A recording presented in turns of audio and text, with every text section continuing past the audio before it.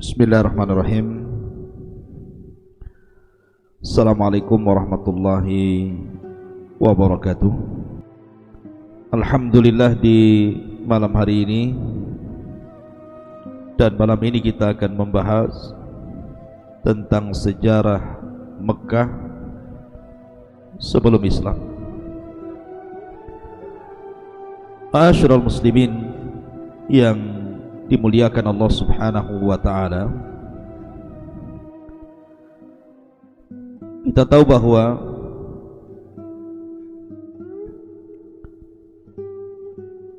kalau kita cerita tentang Mekah, tentu erat kaitan cerita tentang Ka'bah,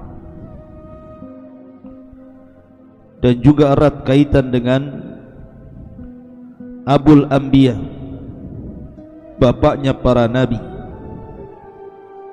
Nabi Ibrahim alaihi salatu wassalam, dan juga putranya Ismail alaihi salatu wassalam. Maka kita akan bermula cerita ini tentu dari kisah Ibrahim alaihi salatu wassalam dan juga Ismail, sampai secara singkat kepada zaman sebelum Nabi sallallahu alaihi wasallam dan juga dilahirkannya Nabi sallallahu alaihi wasallam, kemudian diangkatnya beliau menjadi nabi dan rasul, dan seterusnya. Ma'asyiral muslimin yang dimuliakan Allah Subhanahu wa ta'ala, kita tahu bahwa ketika Ibrahim alaihi salatu wassalam membawa salah satu istrinya Hajar, yang ketika itu sudah melahirkan Ismail, karena ada sebab cemburunya Sarah, istri pertamanya. Tentu apabila Allah Subhanahu wa ta'ala menghendaki sesuatu, tentu Allah akan membuat sebabnya. Mungkin sebab itulah maka Ibrahim harus membawa Hajar dari Palestina menuju negeri yang kering kelontang, tidak ada air, tidak ada tumbuhan, tidak ada makanan, bahkan tidak ada manusia yang sampai ke tempat itu. Maka Nabi Allah Ibrahim alaihi salatu wassalam pun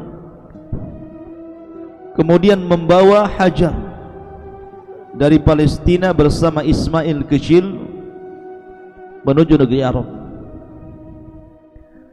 Maka diletakkanlah di sebuah tempat yang kelak disebut Bakkah ataupun Makkah. Tentu ada pelajaran besar di sini. Bagaimana seorang wanita Hajar yang sangat lemah secara fisik maksudnya, tapi kuat secara tauhid dan tawakal kepada Allah Azza wa Jalla, bisa diletakkan di sebuah lembah biwadin ghairi di zara'in, sebuah lembah yang tidak ada tanaman di situ. Sehingga ketika kemudian Ibrahim meletakkan Hajar di situ, Hajar ini sempat bertanya, kenapa kau tinggalkan diriku di tempat ini? Tetapi Ibrahim memang dilarang oleh Allah Azza wa Jalla untuk memberikan alasan ataupun menjawab. Ibrahim hanya terdiam saja. Sampai akhirnya ketika Ibrahim pergi menjauh, maka Hajar pun mengatakan, apakah ini semua perintah Allah Azza wa Jalla? Kalau memang ini perintah Allah Subhanahu wa ta'ala, idzan lan yudayyi'una Allah. Kalau begitu saya yakin Allah Subhanahu wa ta'ala tidak mungkin menyia-nyiakan saya di tempat ini. Kalau kau hendak pergi, pergilah sana. Maka Ibrahim pun kemudian pergi tanpa melihat ke belakang, sampai ketika sudah menjauh dan sudah tidak bisa dilihat lagi oleh Hajar, barulah dia kemudian menghadapkan wajahnya ke tempat dia letakkan Hajar dan Ismail, kemudian berdoa kepada Allah Subhanahu wa ta'ala akan kemakmuran tempat tersebut. Ma'asyiral muslimin yang dimuliakan Allah Azza wa Jalla, singkat cerita, karena perbekalan yang diberikan Ibrahim kepada Hajar itu tidak banyak, hanya cukup untuk beberapa hari saja, sementara Hajar membawa bayi yang sangat berhajat kepada makanan dan minuman, sehingga kemudian Hajar pun pontang-panting bingung untuk mencari minuman karena anaknya sudah mulai kehausan. Maka dia pun kemudian lari ke Bukit Safa, kemudian lari lagi ke Marwa, kemudian lari lagi ke Safa, kemudian lari lagi ke Marwa sampai 7 kali putaran, tapi tidak mendapatkan air yang dimaksud. Dia hanya melihat semacam fata morgana, dari kejauhan ada air, ternyata bukan air. Sehingga ketika dia merasa sudah menjauh dari Ismail putranya, dia khawatir ada sesuatu, kemudian dia kembali melihat putranya. Rupanya di samping putranya ada malaikat Jibril, kemudian menancapkan sayapnya persis di dekat telapak kaki Ismail, kemudian tiba-tiba mengeluarkan air. Lah ketika kemudian air itu memuncrat dari dalam tanah, maka Hajar pun segera mendekat, kemudian berusaha untuk mendindingi air tersebut supaya tidak melimpah kemana-mana, sambil mengatakan zam, zam, zam. Maka air tersebut sampai hari ini disebut dengan Zam-Zam. Zam-Zam itu artinya mengumpulkan tanah untuk membuat semacam kolam supaya air tidak melimpah kemana-mana. Ma'asyiral muslimin yang dimuliakan Allah Azza wa Jalla, maka dari sini Allah Subhanahu wa ta'ala selamatkan Hajar dari kematian. Tentu karena buah tawakal. Dia mengatakan, kalau memang ini adalah perintah Allah, idzan lan yudayyi'un Allah, tentu Allah tidak mungkin menyia-nyiakan kita. Maka yakinlah siapapun yang bertawakal kuat kepada Allah, maka Allah Subhanahu wa ta'ala tidak akan menyia-nyiakan orang-orang yang bertawakal kepadanya, seperti Hajar di sini. Lah kemudian setelah berlalunya waktu, akhirnya banyak burung yang datang dari mana-mana karena melihat ada air di situ, sehingga kemudian terkadang mengambil air di situ, meminum air di situ. Maka dari kejauhan ada kabilah yang berasal dari Yaman yang disebut dengan Jurhum. Kabilah Jurhum ini sedang melaksanakan safar. Kemudian mereka pun merasa kehausan di tengah padang pasir. Ketika mencari-cari air ke sana kemari, mereka tidak mendapatkannya. Tiba-tiba mereka melihat segerombolan burung di langit, dan mereka paham kalau ada burung yang sedang terbang di langit berarti di situ ada air. Akhirnya kemudian orang-orang Jurhum pun mendekati tempat tersebut, dan benar saja rupanya ada air, dan di situ ada seorang wanita dan putranya yang masih bayi. Dan suku Jurhum adalah kabilah yang memiliki kelembutan hati. Kalau seandainya mereka mau, bisa saja mereka membunuh Hajar dan juga putranya untuk menguasai air. Tetapi sebagaimana sabda Nabi SAW ketika memuja dan memuji ahlul Yaman, Nabi SAW mengatakan, kanu araqqa qulub, mereka orang yang paling lembut hatinya. Sehingga kabilah Jurhum ini tidak menyakiti Hajar dan juga putranya. Justru dia meminta barter dengan makanan. Artinya Hajar menyerahkan air, kemudian sebagai imbalannya mereka memberikan makanan. dan begitulah seterusnya. Akhirnya Allah Subhanahu wa taala betul-betul memberikan rizki dari arah yang tidak disangka-sangka kepada Hajar dan juga putranya Ismail, sampai akhirnya berhasil membesarkan Ismail dan mendidik Ismail.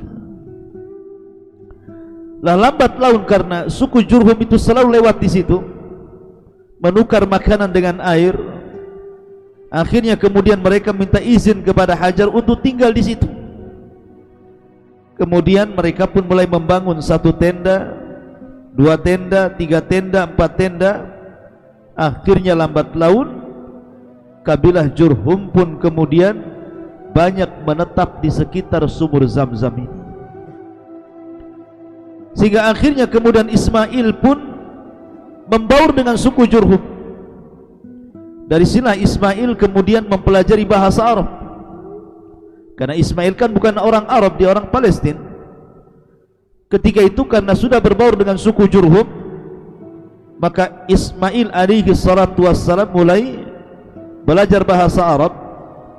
Subhanallah, dan dia memiliki kefasihan dalam bahasa Arab. Makanya kemudian dia disebut musta'arab, bukan Arab tetapi fasih berbahasa Arab.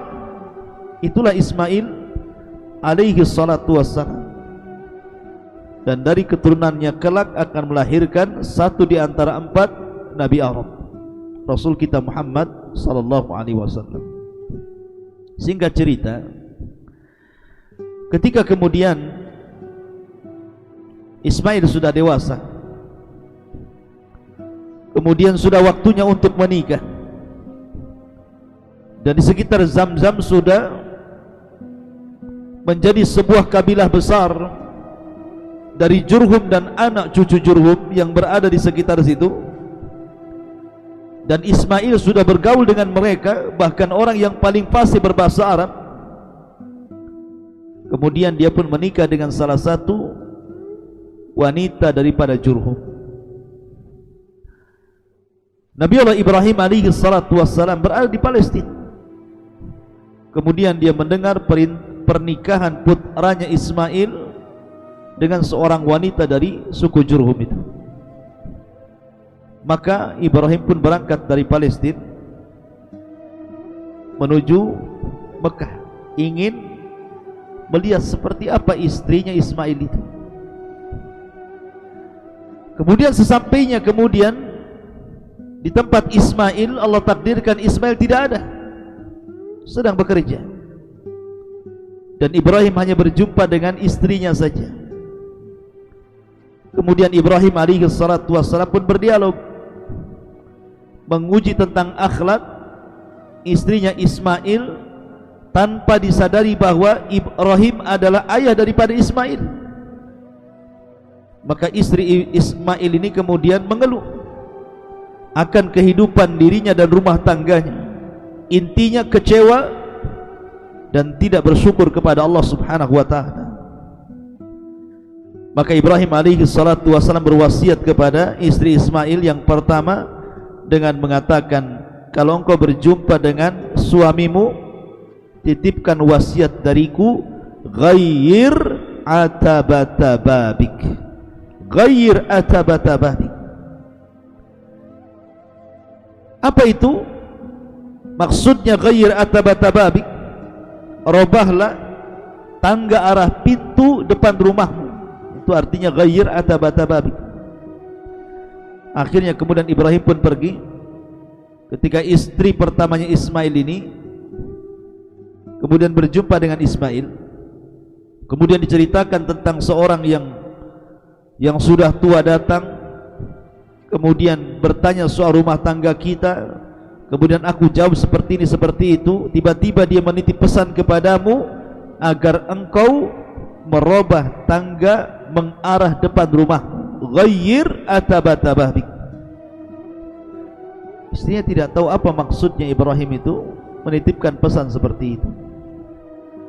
Maka tiba-tiba Ismail mengatakan, sungguh yang datang kepadamu adalah orang tuaku, dan sungguh orang tuaku berpesan agar aku menceraikan dirimu. Maka Ismail pun menceraikan istri pertamanya karena perintah ayahnya Ibrahim. Kemudian singkat cerita, Ismail menikah lagi dengan seorang wanita Jurhum, dan dia memiliki atau mendapatkan wanita yang sangat salihah, penyabar dan pasrah kepada Allah Azza wa Jalla, dan menerima apa adanya bersama suaminya Ismail. Maka Ibrahim alaihi salatu wasallam ingin mengetes kembali, ingin menguji kembali istri keduanya Ismail, apakah dia wanita baik ataukah wanita yang tidak baik. Setelah kemudian berjumpa, kemudian wanita ini banyak memuji Allah Subhanahu wa taala, memuji suaminya, bersyukur akan kondisi dan keadaannya. Maka Nabi Ibrahim alaihi salatu wasallam berpesan kepada istri Ismail tanpa sepengetahuannya bahwa dirinya adalah orang tua Ismail, dan mengatakan, titipkan salamku kepada suamimu, katakan dariku, tsabbit atabatababik, jangan kau robah lagi tangga depan menuju rumah depanmu. Akhirnya setelah Ibrahim pergi, kemudian istrinya bercerita, kemudian menyampaikan pesan Ibrahim agar jangan merobak tangga menuju depan rumahmu. Maka Ismail alaihi salatu wasallam mengatakan kepada istri keduanya, itu adalah ayahku, dan ayahku berpesan agar diriku tidak menceraikan dirimu. Maka dari pernikahan Ismail yang kedua dan mendapatkan wanita salehah, akhirnya kemudian dari istrinya ini turun temurun memiliki keturunan sampai kepada Adnan, dan Adnan sampai kepada Abdul Manaf, dan Abdul Manaf sampai kepada Abdullah, dan Abdullah melahirkan Sayyidul Anbiya wal Mursalin Muhammadin sallallahu alaihi wa ala alihi wasallam. Ma'asyiral muslimin, di sini ada pelajaran bahwa orang tua walaupun anaknya sudah menikah, walaupun anaknya sudah berumah tangga, maka kewajiban memberikan nasihat orang tua kepada anaknya itu tidak terputus. Sebagaimana Ibrahim alaihi salatu wassalam tidak terputus berikan nasihat kepada putranya Ismail walaupun sudah berumah tangga. Maka anda seorang ayah atau orang tua, kemudian anda memiliki anak dan sudah menikah, maka tetaplah nasihat itu jangan terputus. Kalau anda melihat anak anda ini melenceng sedikit, maka cepat nasihati. Karena ini masuk pada firman Allah Subhanahu wa taala, "Qu anfusakum wa ahlikum nar." Jagalah diri kalian plus keluarga kalian dari api neraka. Ma'asyiral muslimin yang dimuliakan Allah Subhanahu wa taala, ketika kemudian Ibrahim alaihi salatu wassalam meninggal Siti Sarah di Palestina, kemudian dia pun tinggal di Mekah bersama Ismail. Ada sebuah peristiwa yang sangat menakjubkan antara hubungan ayah dengan anak ini. Di antaranya peristiwa tentang ujian Allah Subhanahu wa taala yang sangat berat yang Allah timpakan kepada Ibrahim. Ketika Ibrahim alaihi salatu wassalam meletakkan Hajar, dan Ismail ketika itu sudah menginjak usia 15 tahun. Dan kita tahu 15 tahun itu disebut dalam Al-Quran, falamma balagha ma'ahu sa'yu, itu usia sa'yu, usia yang memang sudah bisa diandalkan. Jadi kalau anda punya anak usia 15 tahun, kan usia 15 tahun itu kan sudah bisa diajak bicara, diajak diskusi, sudah bisa disuruh-suruh. Bahkan dia kalau anak yang saleh, maka menyenangkan orang tuanya. Itulah Ibrahim alaihi salatu wassalam melihat Ismail sudah dewasa dan usianya sudah 15 tahun, sudah menginjak balik. Tiba-tiba Ibrahim alaihi salatu wassalam dikejutkan dengan sebuah mimpi. Dalam mimpinya Ibrahim alaihi salatu wassalam sedang menyembelih Ismail, betul-betul disembelih. Dan mimpi para nabi berbeda dengan mimpi kita. Mimpi para nabi itu hak, mimpi para nabi itu wahyu. Dan mimpi kita itu boleh jadi wangsit, boleh jadi dari syaitan, bunga-bunga tidur. Tapi mimpi para nabi itu wahyu. Sehingga ketika kemudian Ibrahim alaihi salatu wassalam, keesokan harinya, di malam harinya dia bermimpi menyembelih putranya Ismail. Dan Ismail ketika itu sudah dewasa, sudah usia 15 tahun, sudah bisa diajak berdiskusi, berbincang-bincang, tukar pikiran, digunakan tenaganya. Pokoknya itu usia yang sangat disukai oleh para ayah, apalagi memiliki anak yang soleh. Maka Ibrahim alaihi salatu wassalam memanggil putranya Ismail dan mengatakan, ya bunai, inni ara fil manam anni adbahuka fangdur madza tara. Wahai anakku Ismail, ayahmu bermimpi semalam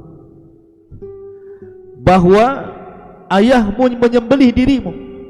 Fangdur madza tara, coba bagaimana menurut pendapatmu wahai Ismail. Subhanallah, sebuah perintah yang datang dari Allah Subhanahu wa ta'ala kepada para nabi.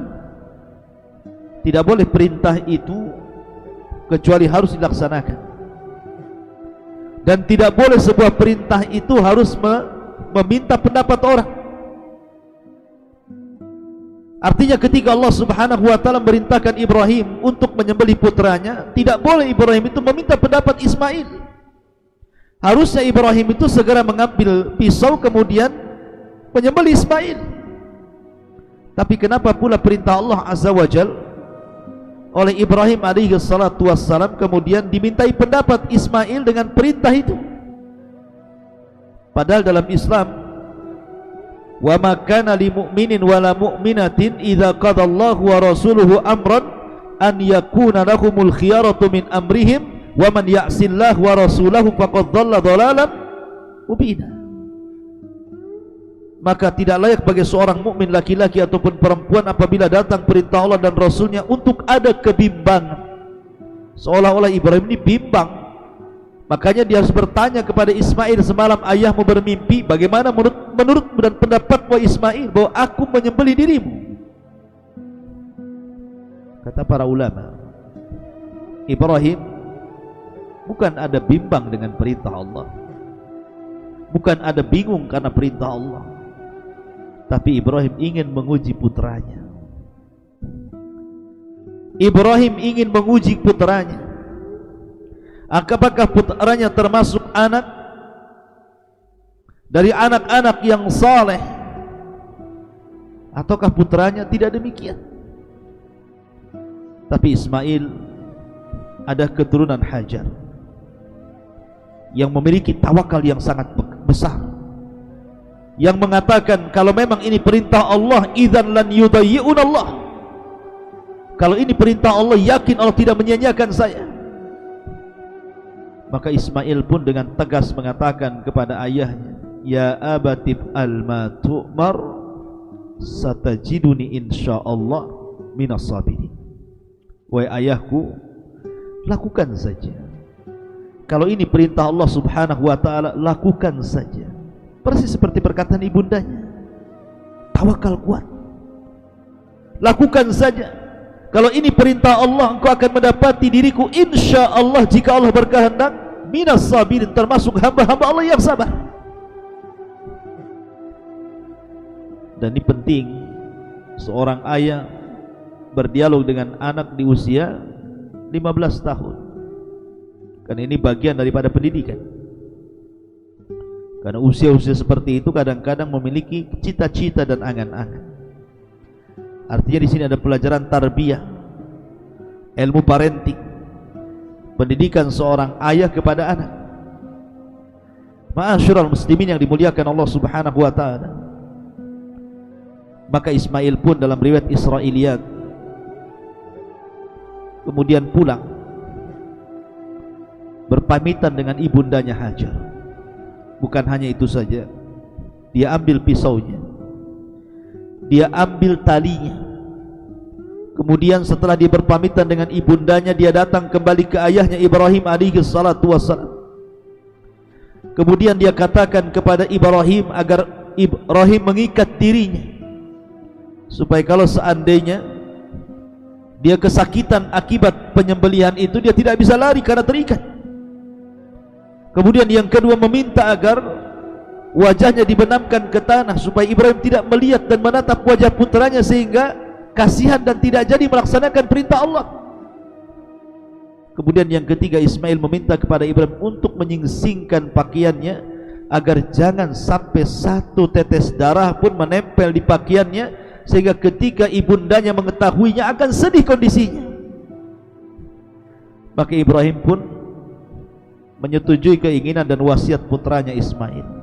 Diikatnya Ismail, dibenamkan wajahnya ke tanah, dijauhkan pakaiannya dari tengkuk anaknya supaya tidak terkena tetesan darahnya. Ketika betul-betul pisau sudah dijalankan di tengkuk Ismail, betul-betul sudah dijalankan seperti ini, rupanya Allah buat tumpul pisau itu, dan pisau itu tidak melukai sama sekali leher daripada Ismail.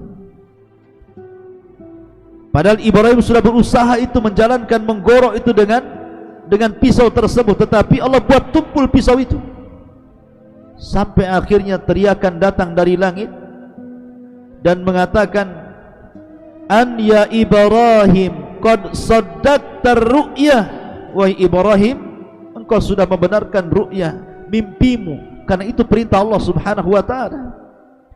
Maka Allah subhanahu wa ta'ala mengatakan, wa fadainahu bidhibhin adhim wa taraknahu fil akhirin.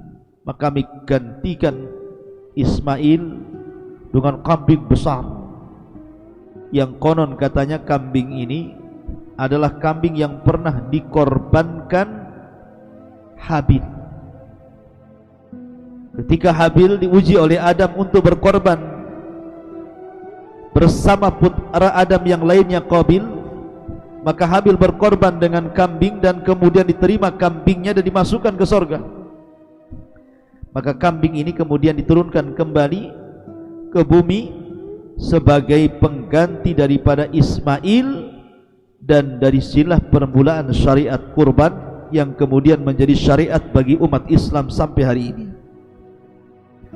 Ma'asyiral muslimin yang dimuliakan Allah subhanahu wa ta'ala, teman-teman dan juga ikhwan-ikhwan yang berada di Kedah, Malaysia, dan siapapun yang menyaksikan kajian di malam hari ini, semoga Allah subhanahu wa ta'ala menjaga kita semuanya dari penyebaran pandemi yang luar biasa, dan semoga Allah subhanahu wa ta'ala mengangkat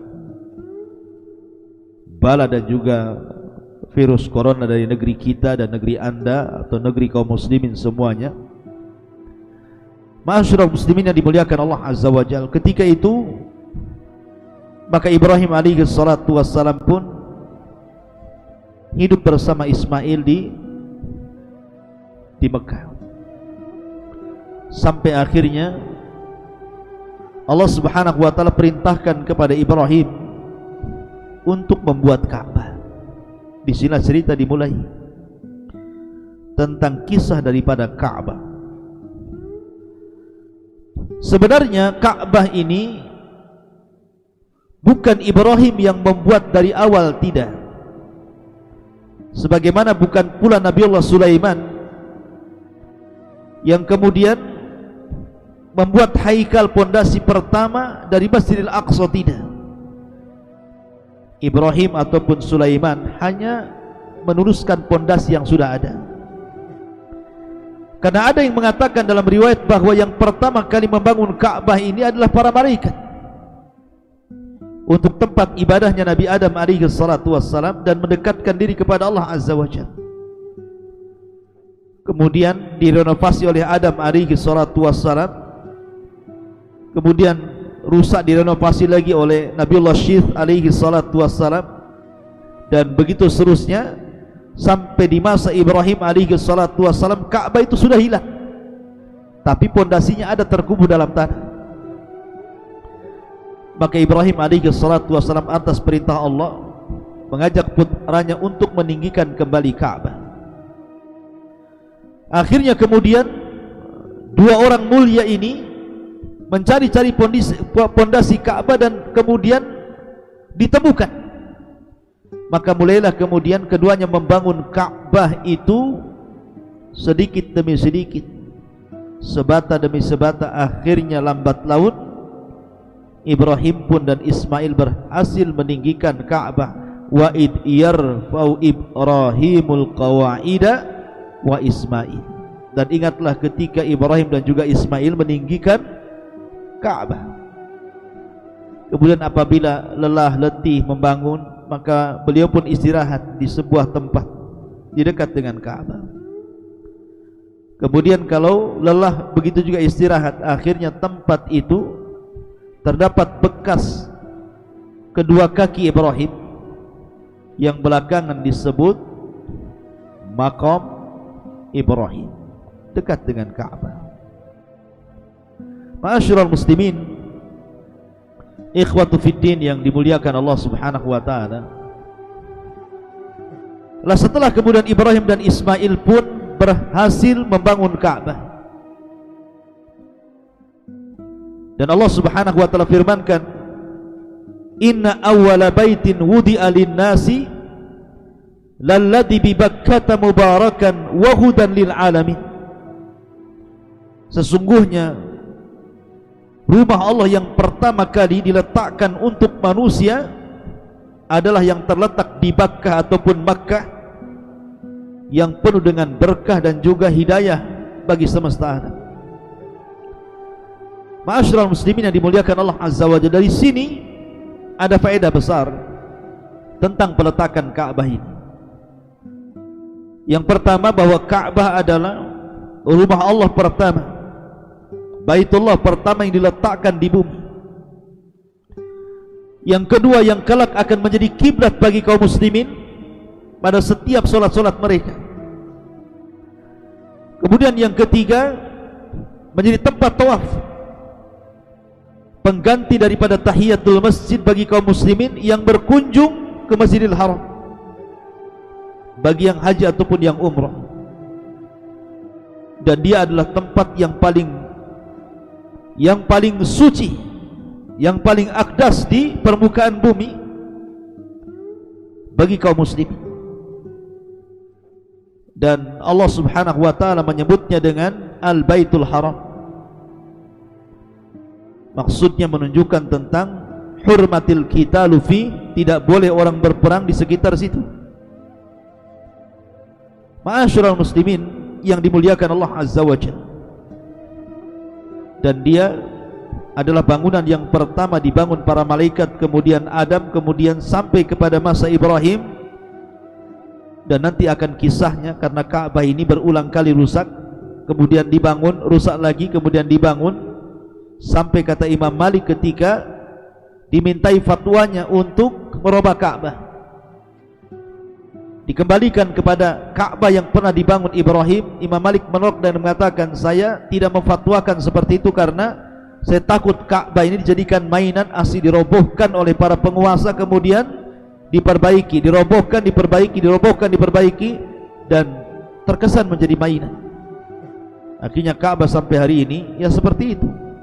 Ka'bah yang pernah dibuat oleh orang-orang Quraisy dengan tidak memasukkan Hijar Ismail ke dalamnya.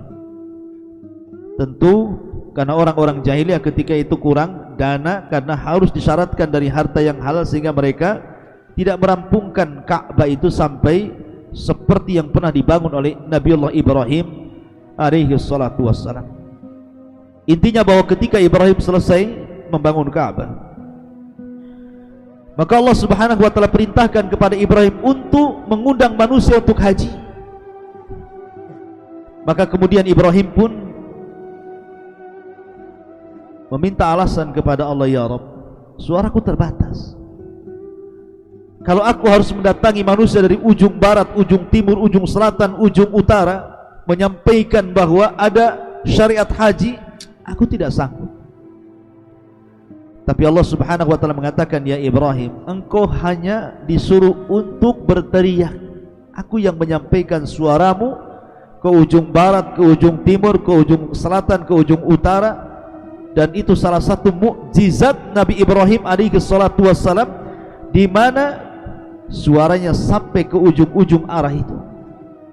Maka mulailah Ibrahim pun menyeru manusia.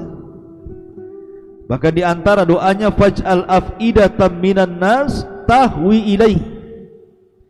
Ya Allah, jadikan hati-hati manusia itu rindu untuk senantiasa mengunjungi tempat ini. Dan subhanallah, teriakan Ibrahim untuk mengajak syariat haji dan juga syariat umrah kemudian tertanam kepada hati-hati manusia, bahwa siapapun yang pernah berkunjung kepada Baitullah maka akan mengalami kerinduan dan ingin kembali mengunjunginya kembali. Berbeda dengan tempat-tempat wisata yang lainnya, boleh jadi ketika kita berkunjung sekali dua kali kita sudah bosan. Tapi kalau sudah berkunjung ke Ka'bah Baitullah, tidak ada bosannya. Tidak ada ceritanya orang umroh, malas umroh, bosan umroh, kapok umroh, tidak ada. Yang ada ingin umroh lagi, belakangan membuat travel umroh pula dia. Artinya bahwa Allah sudah kabulkan permintaan Ibrahim, menjadikan hati-hati manusia mendekat Ka'bah. Dari seantero dunia, dari penjuru dunia, orang datang berbondong-bondong hanya untuk beribadah kepada Allah Subhanahu wa ta'ala. Dari sini Nabi SAW sampai mengatakan, la tushaddur rihal illa ila thalathatil masajid. Tidak boleh orang melakukan safar guna berniat untuk beribadah kecuali ketika masjid. Yang pertama kali disebutkan Rasul adalah Masjidil Haram, masjid yang ada Ka'bah di dalamnya. Ma'asyiral muslimin yang dimuliakan Allah Subhanahu wa ta'ala, maka Ibrahim pun berhasil mendakwahkan dakwah tauhid di negeri Arab, negeri yang pernah ditempati oleh orang-orang Amalikun, negeri yang dahulunya para penyembah berhala. Tapi setelah Ibrahim alaihi salatu wassalam menetap di negeri tersebut, kemudian estafet dakwah dilanjutkan oleh Ismail alaihi salatu wassalam, maka banyak manusia mentauhidkan Allah Subhanahu wa ta'ala, khususnya di negeri Arab. Dan itu cukup lama.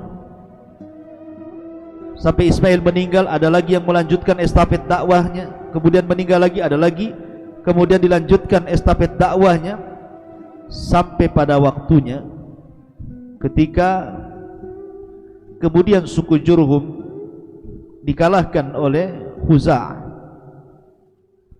Kemudian Khuza'ah sampai menimbun sumur Zam-Zam karena alasan politik.